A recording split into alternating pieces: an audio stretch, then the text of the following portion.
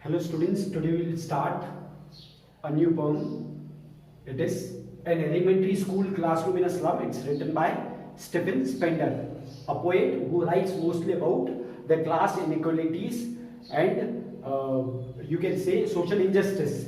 Okay, so this poem actually is all about the same. This poem actually deals with the idea of social injustice and class inequalities. It attacks the capitalistic economies in which the rich are becoming richer and even more problems and miseries mar the lives of the poor. In this poem, Spender demands equal opportunities for education for the poor and the underprivileged students or children of the slum. So let us start this poem.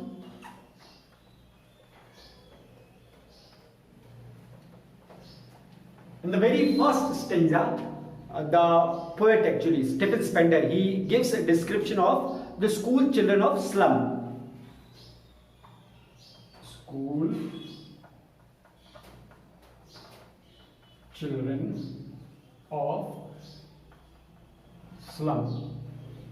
So, Spender says that the school children of slum, they presents a very pathetic picture. They have pale and lifeless faces. Their disorderly hair are torn around like rootless weeds or rootless wild plants. Okay, they are depressed and they keep their heads down. Their growth is blocked and they inherit the disease of their parents. They do have dreams. Okay. There is a sweet young boy mentioned in the first stanza. He is sitting at the back of the classroom, that dim classroom you can say. Okay, and he is dreaming of squirrel games. He dreams more than that. He dreams of other interesting places different from his dull and drab classroom. So the next point is the world of rich is not their world.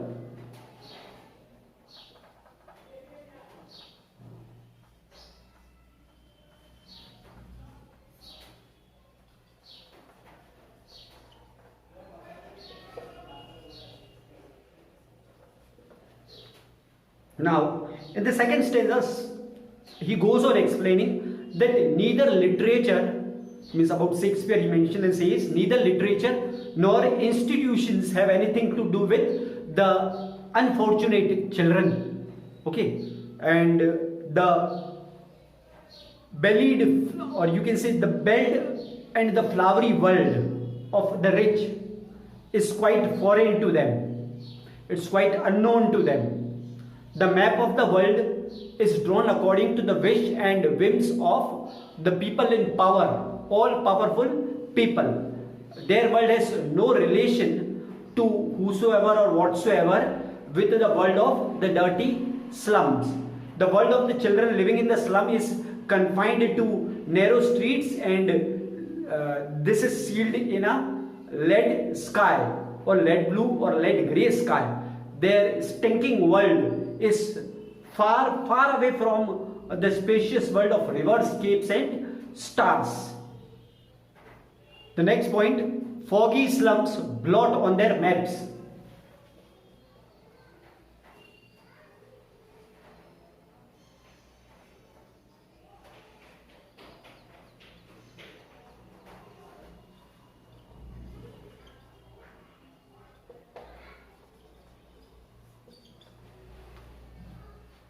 Okay, so in the next stanza, Stephen Spender says that what is the use of literature and Shakespeare for the children of school slum?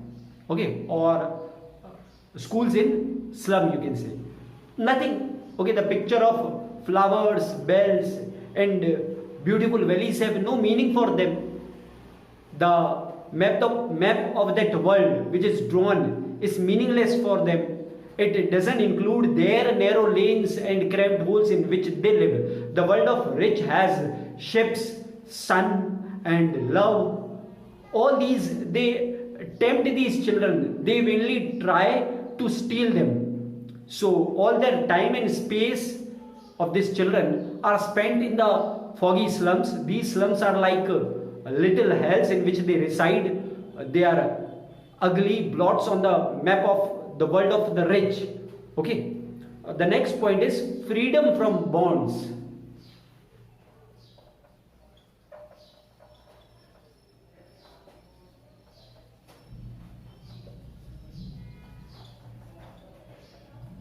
So this is the concluding one. In the concluding paragraph or concluding stanza, Stephen Spender, he actually asks all the governors, collectors and responsible persons that they owe a duty to these children. Okay, anything that binds and blocks the progress of these slum children will have to be broken. He says this. Okay, their world may not be confined to narrow lanes, and it should not be confined to narrow lanes and cramped holes. This is what he feels like. It must extend to the vast golden beaches and the azure sea, the blue sea that can be seen. Okay, they should be free to express themselves. The pages of the books should be made open for them, or should be let open for them, so that they can even get the knowledge. Okay, only those, in the concluding line he says that only those people, or only those who have the warmth and the sun, strength of that sun, can create history. So he wants that this should be done, or should be provided to the children of the slum. Even they should also get the equal opportunities as it is given to the rich children. So this is where this poetry ends.